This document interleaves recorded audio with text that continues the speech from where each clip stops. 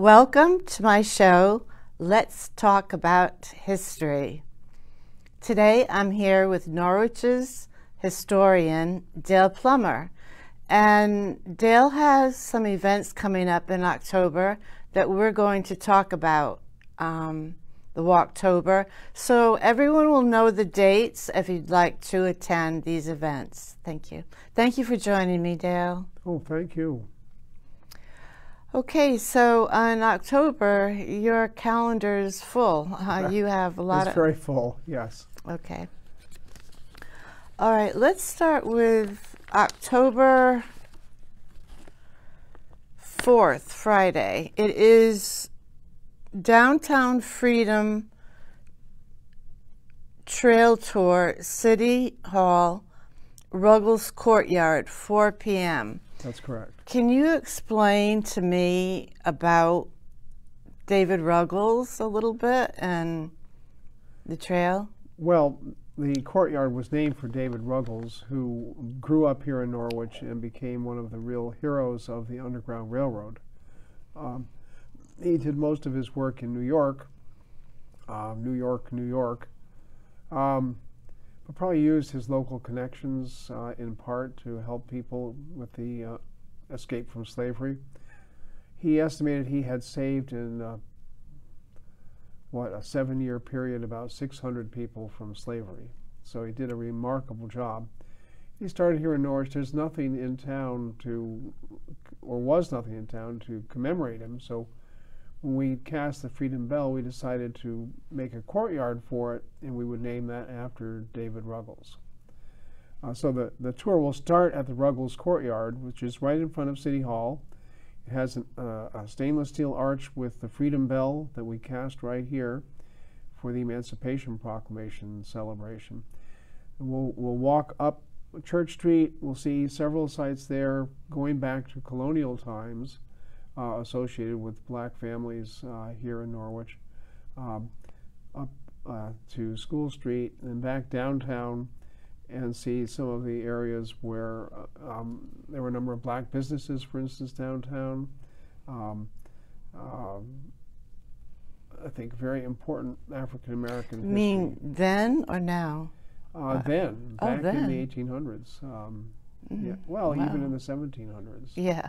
I shouldn't act so surprised, but I am kind of, I mean, pre-Civil War? Yes. Oh, yes. Oh, wow. Well, Guy Drock, for instance, had been enslaved. He was freed through the efforts of his wife, and they bought the blacksmith shop that he had apparently worked in before. He was a blacksmith, a highly skilled tradesman. So yes, there were black businesses downtown, even in the... Whereabouts in Norwich did Mr. Ruggles live? He grew up on Bean Hill. Oh, okay. He grew up on Bean Hill. All right, so now people that would like to go on this walking tour, should they just show up at City Hall on October 4th at 4 p.m.? Yes. Okay. And we'll proceed from there. Okay. All my tours are designed to last no more than an hour. Okay, good. What about if it rains or anything? Well, rain or shine.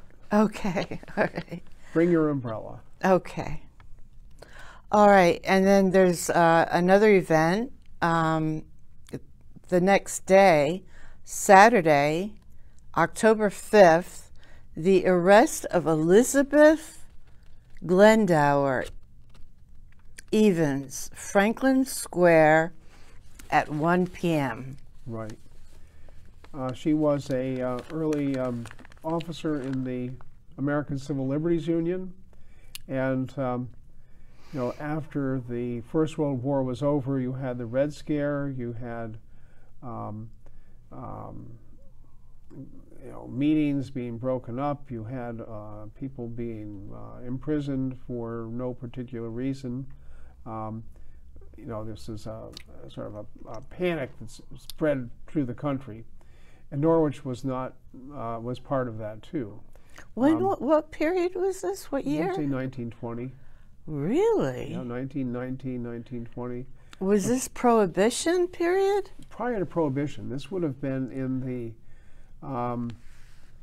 well, Prohibition in 1919. But no, this is the Red Scare, the Plummer raids, when they decided that we were endangered by Bolshevism.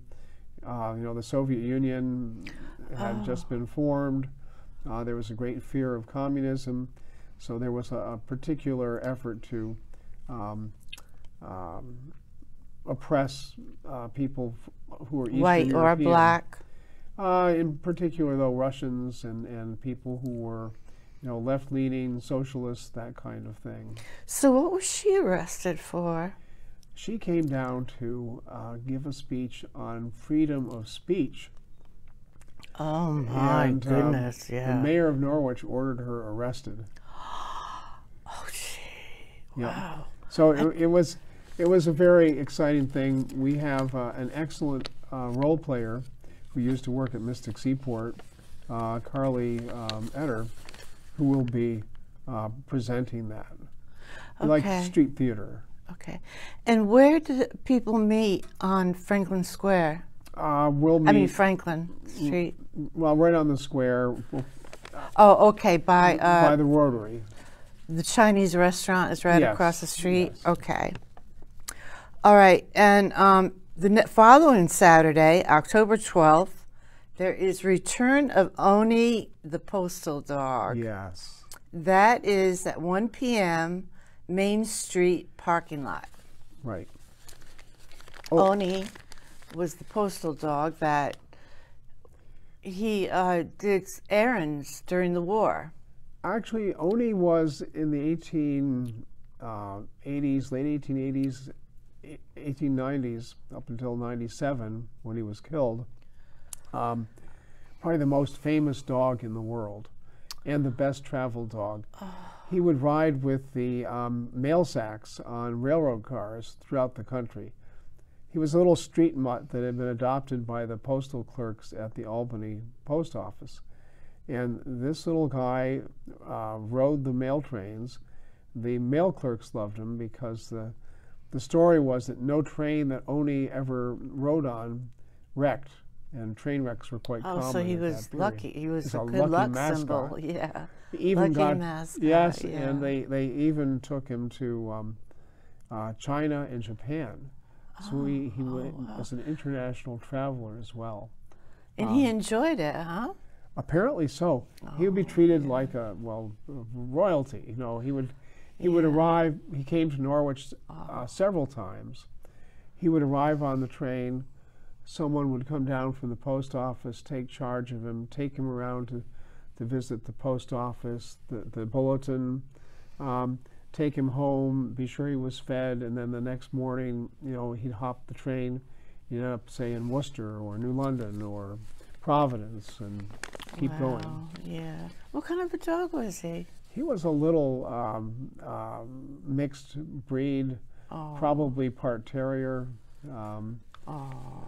Cute little guy. Okay, what parking garage on Main Street? The parking garage just up from the by Chelsea. Oh, up Main Street. by the by that restaurant. Yes, the Asian Fusion restaurant. Yeah, and there's the if I can think of it real quick. Fish and chips they have. Right, exactly. Yeah, the really Irish good pub. fish and chips. Harp and Dragon. Harp and Dragon, thank you. Yes. Okay. And so is going to be a look-alike of Oni? Well, we're hoping to have some dog come and represent Oni, but it's hard to get an exact look-alike. So we're working on that. Okay, all right. So now the following Saturday, October 12th, is Sword of the Spirit, one-act play by Magpie Park Congregational Church at 7 p.m. Right. Okay, now is that the church near City Hall, or is that the one up by the Green by NFA? That's the one by the Green by NFA, exactly. Are there tickets? No tickets, it's all free. Oh.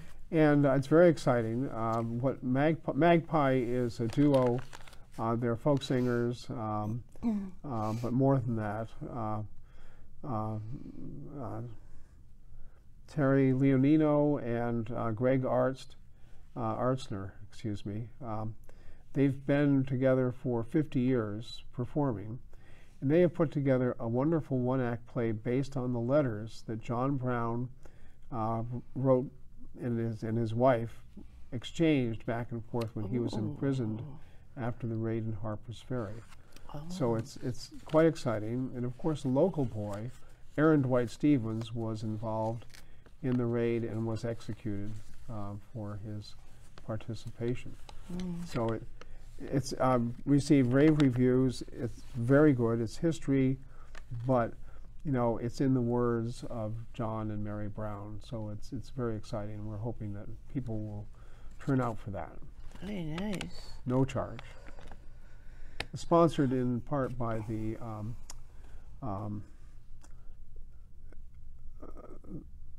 Elsie Brown Fund. Elsie Brown Fund. They're a local fund that Okay. sponsors projects and does a lot of good work. Particularly historic projects, or? Oh yeah, they like those. Okay, all right. Others too. What's the name again? Elsie Brown Fund. Elsie Brown. Okay.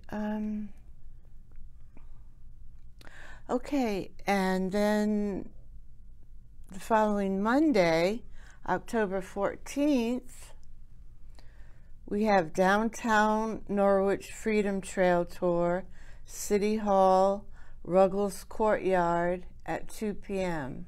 The same. So that's the same as tour. the one that we were discussing before. I wanted to give it twice just so that people who couldn't make one would have an opportunity to do the second.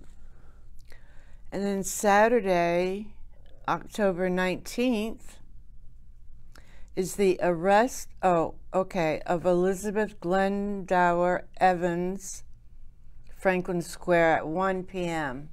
Right. So if you can't make the other one, hopefully you can come to this one. Exactly. And it's nice, the weather's nice right now in autumn, and it's nice to get out and go for a walk. Yes. And Carly, who is doing this presentation, worked at Mystic Seaport as the wife of the whaling captain on the Charles W. Morgan. She played that role. She researched one of the whaling captain's wives, and Charles W. Morgan, that sounds so familiar. The whaling ship at Mystic Seaport. Was that in Mystic? Yes. Okay. Yeah. Yeah, she sailed out of New Bedford, but she ended up at Mystic Seaport.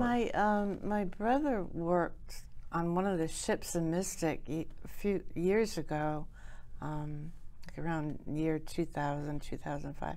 But it was at Christmas time, I guess. During in Mystic, they had the, Christmas events. Right. And, like the ships, I think people can take tours of the ships and everything. Lantern light tours, they call them. And in fact, Carly wrote the scripts for some of those tours. Oh, so she's a very talented lady, and I think it will be just a pleasure to for people to come and be part of that. Right, very nice. Okay, and then Sunday, October 20th at 1 p.m., A Graceful Village, Grace Episcopal Church in Yantic. Right. The members of the church people will meet at the church. The members will do a little slideshow and talk about the history of Grace Church, which is very much connected with the mill, because the mill owners actually endowed the church, built it, and so forth. And then I'll do a little walking tour of the village and the fire station and so forth. Yeah. So what about the mill there? What kind of products did they make? Well, what years were they open? I mean, that mill has kind of been, shunned. It hasn't really been talked about. Well, I think it's a little out of the way in terms of, like Taffville is more on the main drag. Yeah, cotton, the cotton mill, the biggest right. cotton mill in the world. Right, exactly. Yeah. And woolen mills were generally smaller, but this mill was owned by the Williams family for many years. Oh. I think from the 1830s up until like just around the First World War. So They owned a house on Broadway, right? The Williams yes. family? Yeah, One they of the owned big mansion. mansions, yeah. Right. Erastus was the founder of the dynasty, I guess you could call it. He was a sea captain. He made his fortune in the trade with Marseille, I think, in France. So he took the money, bought a mill, and ran the mill for many years. And then his son and his grandson eventually took over. But it's a beautiful mill. The mill is now being. What products did they make? They made woolen flannels and other woolen goods. Yep, they were very successful. I think they made a number of woolen cloth products, but flannel was their which big was thing. Definitely used in Cold that winters, period. exactly. Yeah. Everybody today loves woolen flannels too. The original mill was built out of wood. It's from the early 1800s. It had been Flannel and wool shirts. Yeah, right. Blankets. Blankets. Many We had products. it right here, huh? So the original mill burned, I think, in 1864, and they built the new mill. It burned right at the end of the Civil War. So they built a new mill out of stone. It's a gorgeous mill. It's really a little gem, and it'll be a great hotel. It's nice to see that change happening in Yantic. Yes, definitely. Anybody thinking about buying it? Oh, it's been purchased by folks from New York who have Really? doing the renovation. Oh, I didn't know that. Yes, they're using historic tax credits, so it will, keep the original Isn't there appearance. a trail near there that you can, like, it's in Yantic, you can walk? There's a, you don't know what I'm talking about. Well, there's a number Yantic. of things. There's this wonderful stone bridge that crosses the Yantic River, which they've just restored. They actually took it apart and rebuilt it completely. The worker housing, the remains of the mansion that the Williams family had built, Rockcliffe, is gone, unfortunately. It what? Was demolished. Rockcliffe, the big mansion. And that is where Howard Taft stayed when he visited for the 1909 anniversary of the founding of Norwich, the 250th anniversary. Now, is Taffville named after President Howard Taft? No. Taffville was named after probably relatives, but another Taft family. Oh, okay. I think Ori Taft. Okay. Yeah, and the Slaters were involved with the Taffville mill as well. Wow. I mean, this is a huge undertaking. Yeah. Needed a lot of capital.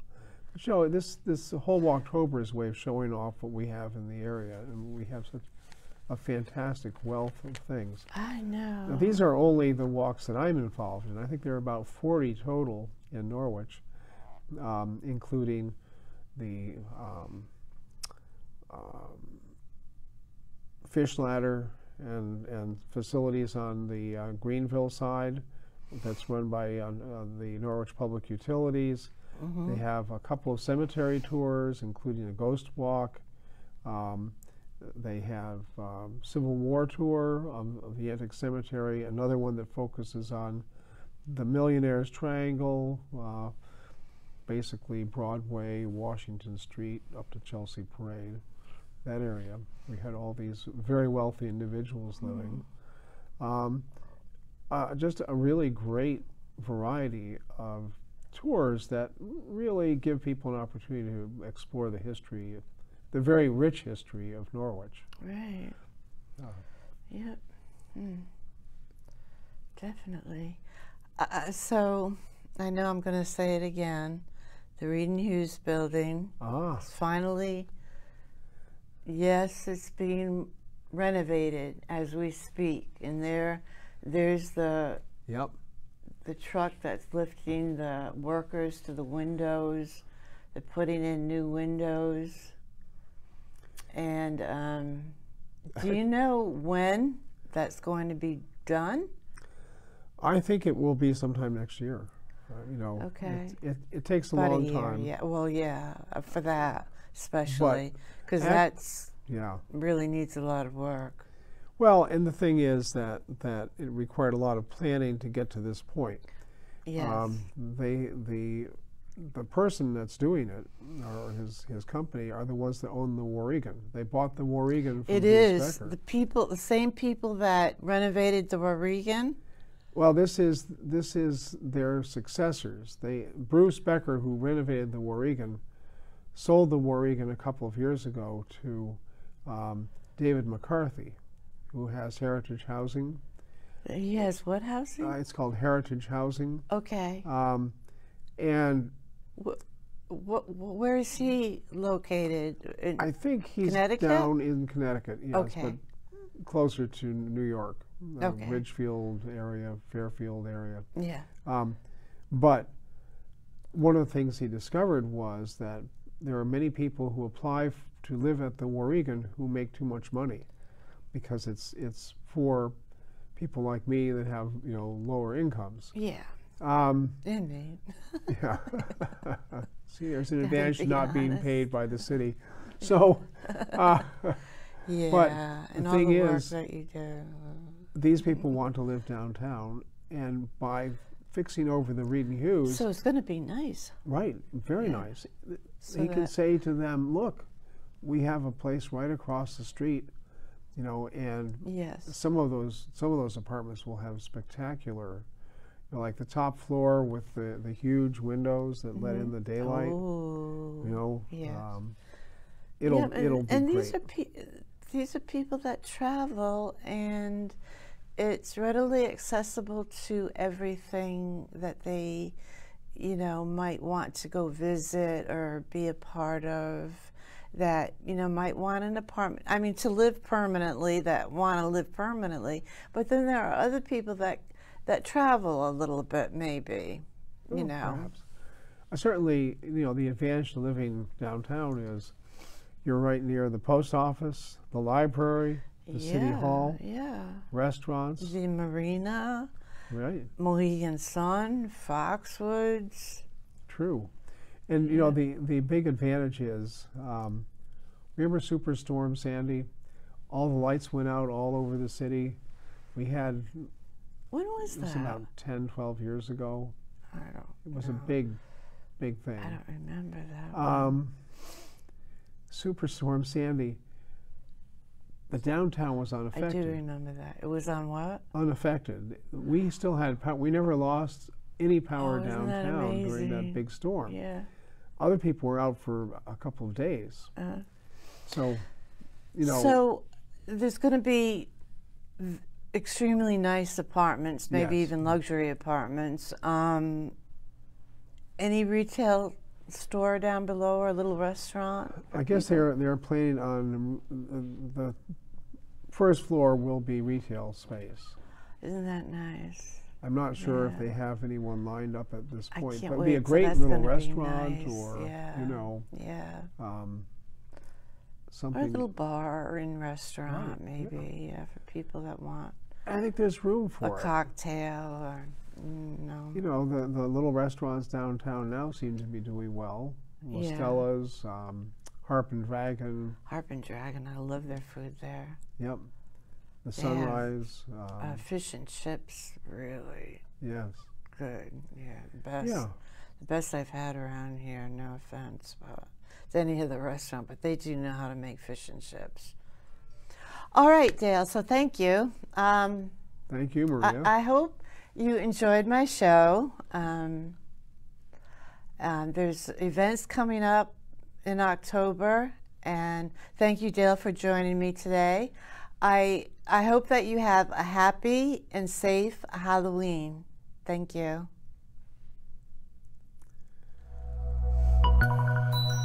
Okay, that was almost a half an hour.